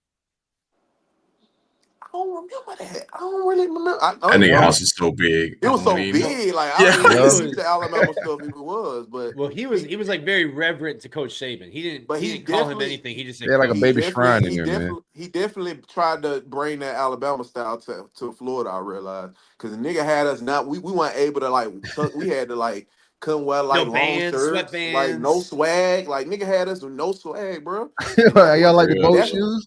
That's what changed it up. Soon as Mullen got there, we went Jordan. It went crazy out there. Right. It went crazy. So I'm like, and then we was able to wear bands, sleeves, everything. We was comfortable. So I think that helped us play a lot more comfortable too. Jordan said that Mack let him wear a visor. Oh yeah, you can wear a visor. Yeah, he only let his guys wear a visor, not the whole team. You had to. I had a visor. Hey, we need to go back through like the FloridaGators.com and look at the pictures. Like, all right, who are Mack's guys? Not everybody had a visor on. You had to go through equipment and get permission to get your shield put on. Yeah, that was crazy. Yeah, Matt wasn't letting nobody back up. So you would go up to Slim. You go up to Slim and be like, "Hey, Slim, I need a visor," and he'd be like, "You're not on my list." Man, go talk to Mack. Go talk to Mack. Yep. Ben Mullen got that. Everybody, the first. Everybody was booted up. Everybody got a shield on. Boys out there taking them off mid practice, not realizing you really don't need it. It's too hot. It's too hot. Make it harder to breathe, man. That air snap you right back in the face. Camp was hard with Coach Mullen too. I ain't gonna lie, he had a hard camp, boy. Bro. Do you remember that they used to make us do that blocking drill, bro? Yes, we down there holding this shit. I ain't gonna lie. The only thing that Pittsburgh Steelers got one of the hardest camps too. That's just like that. Yeah, just like that. I can imagine because Tomlin maybe harder because they do live tackling. Oh God, what are you doing out there? He got to chill. He got to be live tackling, nigga. You doing team run? It's live, boy. Yeah. Oh my God. And our team run used to get real. Our team run was down there like the game every day, bitch. We getting crunked to go to team run. For real though. It's just crazy, man. Good times. No doubt, bro. It was definitely good vibes, man. I be missing that junk all the time, bro, because it's just like it go by like you feel like it go by slow at the time, but it go by so fast. So fast when you really think about it, you be like, damn, where did the time go, man? Yeah. Just the other night, nobody wastes the youth like the youth, man. Like when you're young, you take youth for granted, man. When you start getting older, you look back and like, bro, that I should have appreciated that a little bit more. No doubt, no doubt. Hey, we always ask. Silk is supposed to be asking this question, but we always ask who had the best hands in the locker room. What you mean by that? You like fading. Oh man! Not asking about receivers and tight ends, bro. What went down at the Tay Bang fight? Who led the Tay Bang fight, man? Oh no, man! I can't say. It's a lot of stuff I can't say. Yeah, it's a lot of shit. Hey, it's a lot of stuff. I can't explain Tay Bang's situation. That's no. Stop! I still live in town. Hey, lost files on that. I can't bring that up. But yeah, most had Ciante always had fights. This seemed like he's one of those guys who always had a fight. Bro, he chomped at Cam Newton as a senior in high school at an IMG 7-on-7. Like that was. I was at him. What are you doing? Yeah, he chomped in Cam Newton's face. Yeah, like maybe ESPN. Cam Newton was still number 1 overall draft pick, Carolina Panthers starter. And we were there. He was 17 years old, just chomping in his face, being like, "You should have never left." I can't be mad at him. I can't even be mad at Case. I can't even. Yes, that boy C. Lou was a wild one, boy. Oh yeah. So, good hands in the locker room. Bro, Ciante, real quick, man. Shout out to Lil Ro. Lil Ro just came home, man. So it's a Gator fan one time that Ciante Lewis had spooked. So he hit me up. We was about to go to, I think, the what's the camp? Friday Night Lights. Yeah. That's lit. That's major. So he had already been talking crazy to Ciante on Twitter. So Ciante said it's on site. Everybody knows Ciante. He's not the one. He's not the one. I got my son with me and all, man. We get to the camp and Ro came over there. He was like, "Hey, man, I think Ciante looking for me. You got me?" I said, "Boy, I ain't got nothing, boy." Hey, see, Lou tall too. He like 6'4". That boy long, but he got real. Yeah, like 6'5", 100%. Said, "Boy, I ain't got anything. Y'all better start talking to these SEC caliber players crazy on Twitter if y'all got to see them in person." Nah, for real. He's like, "You got my back?" Like, "No, I'll pick you up though when it's over." No, you're right. Hey man, appreciate you for hanging out with us, man. We don't want to hold you too long, bro. We gotta tap back in with you. You in South Florida, right? Yeah. Yeah, we're going to South Florida. Fort Lauderdale. Yeah, sir. About 10 minutes from the beach, man. Lit. Yeah, that's what's up. I can't beat it. Who you got for the Natty, man? Before we get you out of here. Ohio State. I'm gonna go. I'm gonna probably. It's like I want to. I'm gonna go Old State. And who do you think? Last time I went against them, I lost. So. Who do you think they got the Heisman right? With Travis Hunter? Yeah, no doubt. Like that was different, man. Like I feel like ain't nobody done that for the game since. It's been a minute. Like 2,400 yards. That's tough, man. And think about it. He won a Biletnikoff and he won the Heisman. Yeah. I ain't seen nobody do that. I can't beat that. So it's like he had he had 1,200 yards, and he played great on defense. So man, I got to ask 2,400 rushing, huh? 2,400 on the ground though, with Genty from Boise State. Can he do that in the SEC? Well, all the Gator running backs are saying that, man. What do you think about Jaden Ball? Our backfield, I think, is absolutely loaded. Are you familiar with our depth chart? Oh yeah. I like 13. 13 need to be the starting running back. What I'm telling them, P. I like 13. Hey, he could have played. He could have played for Mack because he has no swag. He's got no gloves, no wristbands. Perfect. It's great hard work. Hard work. I love it. Yeah, he don't want no shield or none of that. I like us this year. I like us this year. So I'm locked in. Like I be checking everything out, like I'm in the tune. I'm a fan right now, Like I'm a fan. Yeah. What you feel about the program, man? We gotta get you back up for the tailgate then. I'm sliding this year for sure. Yeah, I'm gonna be out there too, P. Maybe we can. I don't know what game, but I'm sliding. Definitely come definitely hit one in the swamp, but that Miami game gonna be one for the books, man. We gotta stand on some furniture down here, man. So make sure you pull up to that one. But what you think about the overall team, man? First time going to the bowl game in a few years. We got young DJ Lagway. You already talked about the running back room, and there's a lot of positive momentum, even in the press, about this Gator team next year, man. But what's your overall vibe on it and feelings? I didn't like the way we started. I didn't like the way we started. The beginning of the season was real sluggish. But as the season went, they progressed, and that's major for a team, especially going into a new season. Like having that confidence, like I feel like they're gonna have a little swag about themselves this coming year because they built on something. Like it's nice to end the season on a win instead of a loss.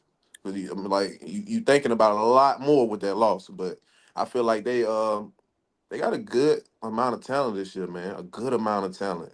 They recruit well. They've been recruiting well. Like I feel like, man, sky's the limit. Like I said, I'm a fan. I'm a fan of the Gators this year. Like I'm a big fan. Like I love. Hopefully, I catch you up there in the swamp though this year, man. We finna get locked in.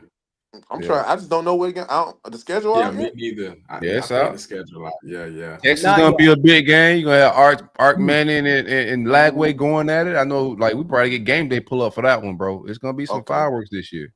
Schedule fire. Definitely sliding down now. You got some little freshman wearing your number, running around playing quarterback. Hey man, Rich will 15. I ain't think nobody was gonna wear that no more. That was wild. I ain't gonna lie. I don't know. I don't know what Florida doing with that. He put Merce had it too. Yeah, that number was Luchez Purifoy put it on the next year. And you're like, excuse me, no. That's we can double up on a different. He was hooping in it though. Like Lucius was getting loose with that thing for a minute now. You know what I'm saying? Yeah, going crazy. Yeah, he was hooping. Wrap it up, Dan. No, I was just gonna ask if anybody had any final questions before we let LP out of here. Nah, man. That's it, man. Appreciate you hanging out, man. Bro, hung out heavy for like an hour. Yeah. I ain't doing that. I'm vibing, man. Appreciate you, brother. Yep. Anytime. Best luck with everything, brother. And we'll see you in Miami, and then we'll see you up in Gainesville. No doubt, man. Go Gators, y'all boys. Stay up, man. Yeah. Go Gators, sir. Appreciate you, brother. Yep. All right. Well, Michael Perine. Oh, great. Thankfully, we don't have a producer that has to beep out, anything. Listen to the interview with your kids. Just let them know. It's just how the real world talks. We need to pull one of those Pat McAfee disclaimers on, Yeah, man. Shout out to the comment section, man. What is it? Coach 1X, he was letting us know, boy, this boy's unfiltered, man. That's how you like it, though, man. No, that was real talk. Yeah. No, that was an incredible interview. Again, different perspectives. Obviously, an all-time great at the University of Florida, and I think everybody will remember that run against Auburn for the rest of Gator history. Right? That's one of those videos that will be there forever. So, a shout out to LP. Silk, do we have our other guests coming? Do we know?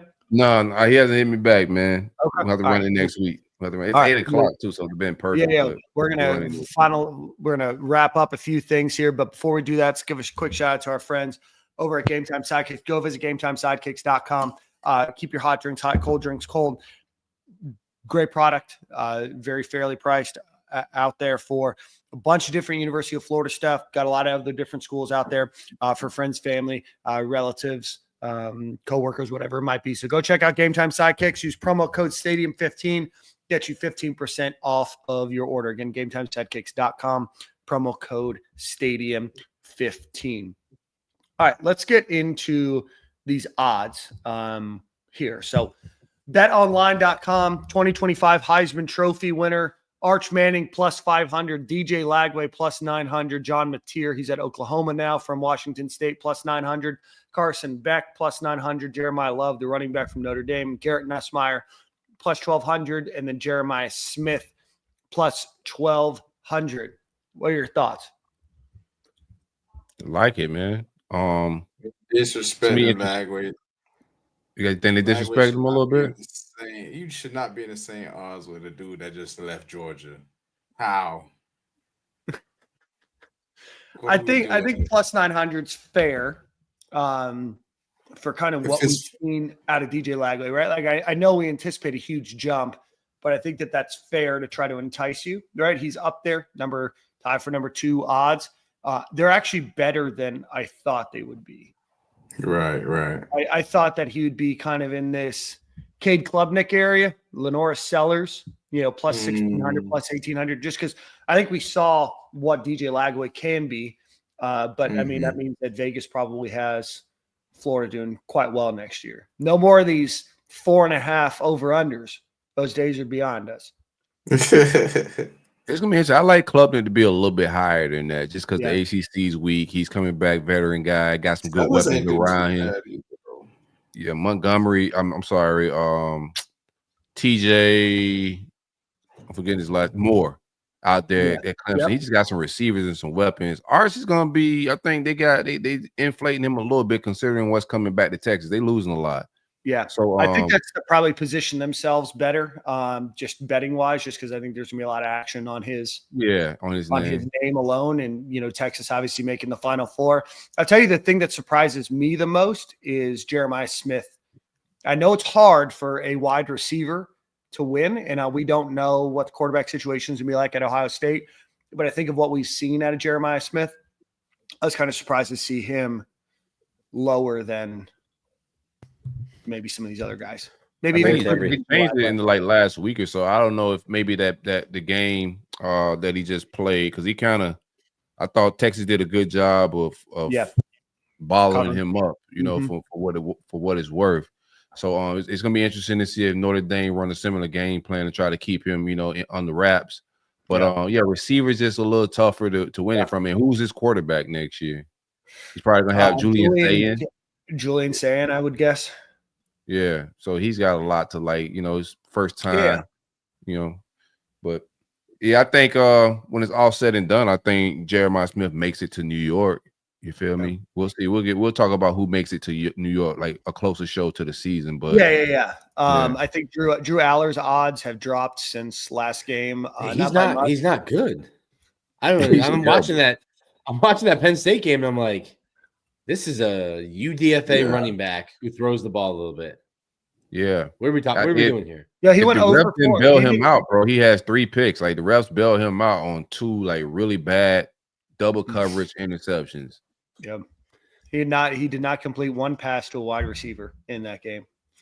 I was ridiculous. I was watching that game and I was like, one of these 2 quarterbacks is going to play for a national championship, and that's wild. Fade him. I like Lincoln Riley though. Fade him. Not Lincoln Riley. What's his name? Leonard. What's his name? Riley Leonard. Riley He's a Leonard. running back. He's a Riley running back Leonard. who throws a little bit too. Backwards. I like Riley Leonard. I think he got some moxie in him, bro. Like he can make some throws. I thought he took a step back when he got to Notre Dame. Huge but back. yeah, in the game that we just saw in the playoffs, like I just been watching him play. I think he's heating up a little bit. I think tomorrow's game is going to be a little tougher than what next Monday. Next Monday's game. Yeah, next Monday's game. You know what I mean? No, I felt like the backup was coming in throwing better than he was. Well, he did. He started off 4 for 6, 4 for 7, with I think like 10 less yards on one. That's why I was like, I thought Penn State had a clear win right there, but I'm like, hold on, now the backup might be some more problems than the starter. UDFA running backs who are playing quarterback. I think you said it right, Dave. That's exactly what we was watching right That boy gonna get drafted, man. I'm telling you, bro. He got some moxie. No, they will. They will because he plays quarterback. And there's two types. I think it's more Notre Dame. I think it's more Notre Dame than it is him, to be honest with you. Well, I'm interested. So, like, getting a little NIL spin. Everyone with rev share is getting $28.5 million. Notre Dame is going to get a $20 million check from the college football playoff that you would normally share with your conference. Split. Their conference is Notre Dame, independent, no split. In this era where this is, and who knows how long this era will last, it seems to change every 5-6 months. But like, huge event. Why would Notre Dame ever join a conference? Well, yes, if they make it this far. Right, and you're not being penalized for playing a hard schedule either. They can schedule whoever the hell they want. I would agree. I think obviously this year is a bit of an anomaly, making it this far and getting these payouts. Obviously, like you have to split that money, but everybody's splitting money. So, in a conference, so like, what is the actual delta between that 20 million and what the SEC is splitting? Now, obviously, they have 16 teams now, but I'm sure the delta is not $20 million. Try like 4 or 5, which obviously is $4 or $5 million, but Notre Dame's got rev share. Yeah, but they also don't get the benefit. They're not benefited by getting rev share for bowls if they don't make it to the college football playoff, right? That's what I'm saying. Like in this year, it's positive. In most years, it's going to be negative. What I'm saying is they can schedule all 12 of their games every single year. Florida has to play 8, maybe 9 if it changes. SEC league games. You have to play. Don't they have to play 5 ACC schedules or teams? I think that's the way it works, but they get like I know they start with Miami. Pick and choose. Yeah, but they get to pick 7. I don't think they get to pick or choose those 5, but they get to pick or choose the other. I'm not trying to and they could probably leave their agreement with the ACC if they wanted to. If I'm them, I would look into that. I know that they use the ACC for other sports. ACC is trash. Like it's nobody's gonna ever lead Notre Dame out. Like if they have a decent record, nobody's ever gonna lead them out because of their brand, who they are. I would definitely vibe in the ACC, beat them trash teams, and then see if you can compete in the playoffs and collect your checks. But they got the best situation. I'm with Nick. Like they got a great setup. Set up a pie schedule, win it. Get 10 wins. They're not gonna leave you out, and then you just take that bread and run with it. Until you're penalized by the committee for having a pie schedule, baby, cheesecake, pumpkin, apple. Yeah, give me LIU every year. Give me Long Island University. Start every year. Let's sign a 100-year agreement with Long Island University. Hey, go Sharks! Shout out to Jim McElwain. All right, let's look at this real quick. We've got 3 things to look at. This is number 2, 2025-2026 college football championship winner. What the heck just happened? I was trying to see if it looked better. What are you doing? I don't know. I'm pressing all the wrong buttons now. You sure I'm pressing all the wrong buttons. They got me on the big screen, fam. What's going on? I pressed all the wrong buttons. I don't know what you're doing, Nick. All right. Amateur hour, bro. Yeah. All right. So we got Texas plus 450, Georgia plus 550, Ohio State plus 550. Those are your top 3. Then Florida is 16th at plus 5,000. Florida State's, what was that? 16, 19, 21 at plus 10,000. So plus 5,000 on a $100 bet. What do you guys think of those odds? Certainly the best odds in at least a few years. I think they're crazy for even giving Florida State an odd. Like putting that on the table is like absolutely crazy. It's just a money grab. Hey, someone's gonna waste $1. Somebody's gonna Vegas will take your dollar. Yeah, somebody gonna put some coin on that just for being a diehard for no reason. Definitely a waste of whatever you spend. But go back up. You got Oregon at 1. No, I got Texas at 1. Texas at 1. I don't like that for Texas, man. I get why they doing it, man. It's just because a lot of this is best, but I don't think Texas has the best odds for next. I think Texas is gonna take a step back. They're losing a lot. I think there is a ton of things that are going to change, right? Texas has a new quarterback. They've obviously recruited well. They get their running backs back. Georgia's starting a new quarterback.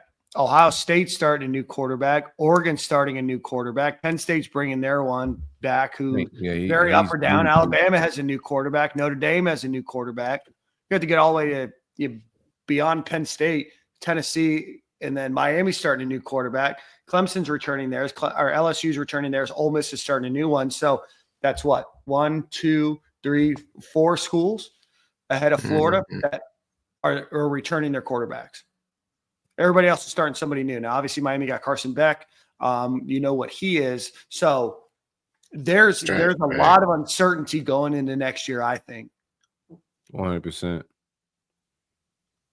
100%. I'm mad with the spot that Florida's at. I mean, obviously, we can't put it too high because of obviously we ain't. It's not like we was in like a New Year's Six bowl game or something like that. So that's like I think we're getting the perfect amount of buzz. Like we're not gonna come in top 10 or anything like that. I think we be ranked around 15, right where our odds at 15, 16-ish.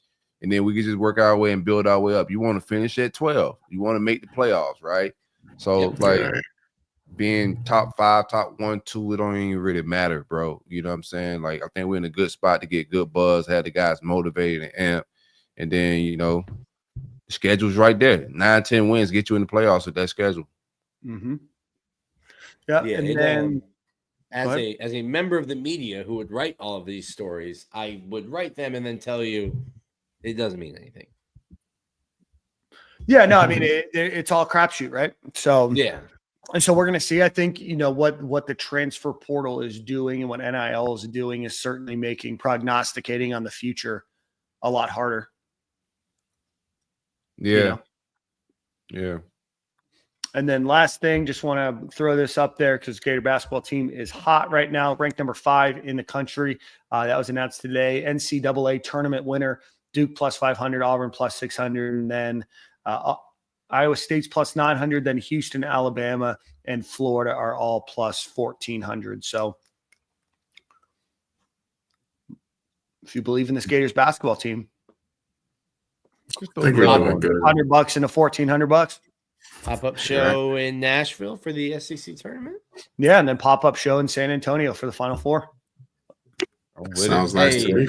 Hey, get the boys out on the Riverwalk. Is that what it's called? Get the boys some Tex-Mex, the Riverwalk. I've been to San Antonio with a good time. San Antonio's vibes, bro. They got they got different Mexicans than what we got. I would tell you that. Okay, there go the sponsors. What were you going to say, Nick? Hot take, man. They're right by the border. You bad for that one, man. Tequila is great. Tequila is off the chain. You know what I'm saying? Like Mexican food, Tex-Mex off the chain. I love San Antonio, man. It's good. Hot take. Tex-Mex is mid. Oh God. All right. Tex-Mex is mid. All right. I got one thing before we get out here transfer portal wise, man. I'm interested to see how we end up finishing up. We got a few DBs that's coming on campus. They supposed to come last weekend.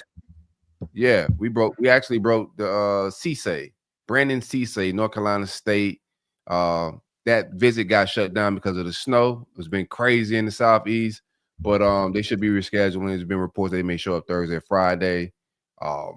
We'll see how it all plays out, but it looks like they're looking for a couple DBs to close out, at least 1 or 2. I don't think they're going too aggressively strong after these DBs, but they would like to add one in this window. Interested to see what happens with the national championship teams. Anybody enters the portal. I think we still should probably go get an offensive tackle, defensive tackle, but we got another window to get that as well. But just want to refresh everybody's brains on the transfer portal. Yeah, Bishop Fitzgerald, who's also a DB from NC State, was able to make it, I believe. right? Did he? No, I don't think either. No. Maybe he's coming this week as well. Yeah. I apologize. Southern Miss is Michael Caraway, NC State's Brandon Cisse, and then Bishop Fitzgerald. My apologies. I thought he visited last week. So all of those. Storm, like Atlanta Airport wouldn't let nobody out of there, bro. They shut everything down. Yeah, and a friend of mine Kirby did it. They had to drive. They drove down to the baby shower I went to yesterday. Kirby shut the airport down. Nuts. All right, guys. One final ad read. Go visit our friends over at Alumni Hall. Go visit alumnihall.com. Don't use a promo code. We don't have one right now. We'll get you one going into the spring football season. Go visit Alumni Hall in Gainesville on Archer Road, or go visit them online. Anything that you want, Florida Gators, apparel, golf accessories, tailgating accessories, ornaments, whatever it might be. No better place to get it than alumnihall.com, or go visit them on Archer Road in Gainesville. There's 3,315 people watching right now. We don't have a tenth of those likes. So if you're watching on YouTube, go hit the like button. We don't have anywhere near enough shares, likes, comments from those on Twitter. So now there's 3,321 of you. So time to go do that. It's free to hit that like. That like free, man. Love don't cost a thing, man. No, Jennifer Lopez said it. Yeah. So speaking of, we missed Song of the Week last week. Say what? That's true. We did. We did not do Song of the Week last week. We did not do Song of the Week. I dropped the ball. Whose Song of the Week is it? Is it yours? Is that why you're asking? No. We had Jordan do a Jordan did a kid song 2 weeks ago. Yeah. All right. I went and played it, and I was like, "Yo, I'm not at that stage with my kids yet. I don't have to listen to this yet." I'm not gonna listen to this on my free time because I'm about to do like 3-4 years. It'll keep when she gets to crying though, Nick. Just put it on. I promise you. You put me on game. I peeped the game. Keep it in the library for that. I'm third string right now. I'm just enjoying being on the team. I'm enjoying what being on the team does for me at the bars and around town. I don't have to worry about carrying the rock yet. Right. Who my 7-year-old nephew, what his favorite song is? He listens to it all the time. Is "Welcome Back" by Mace. Let's go. Oh, that's a bop. Yeah. Welcome back. Welcome back. Harlem's back. I do have a song. I do have a song ready to go if you want to do me this week, though. Yeah, you guys. You brought it up, so I know you must got a bop for us. That's why I thought it was his turn. I went slighted. No sea shanty. So no sea shanty. But this is, I can't remember how old I was when this came out, but it brought me back. I just came on the radio or came on somewhere. But we'll do "They Know" by Shawty Low. They know. Rest in peace, Shawty Low, man. Yes, rest in peace. Rest in peace, Shawty Low. I don't know if this was when I was in high school. Yeah. I don't know if I was in high school when this came out, if I was in college when this came out, but I heard it literally over the weekend. It was playing somewhere, and it brought me right back there. And I was like, "Oh, if I have Song of the Week, we got it." It came out probably your freshman year of college, 2008. Yeah, freshman year of college. Yep. I was a grown man doing grown folks things, man. When that song hit the streets, they had go check out that Shawty Low first album, man. If you haven't checked it out, but when that must be two sides, like that hit like crack. I was nuts. Him and T.I. beefing, like all that stuff hit like crack, man. But let's get up out of here. All right. Well, we'll see you guys same corner, same time next. Well, probably a slightly different time on my birthday. And during the birthday. we might have to modify. Your birthday. We got the national championship next Monday, so we'll figure out the schedule too. Hopefully, everybody enjoys. You don't want to be competing with the Natty. Yeah, no.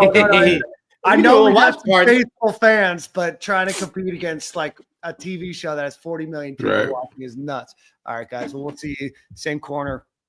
We'll figure out the time. See ya.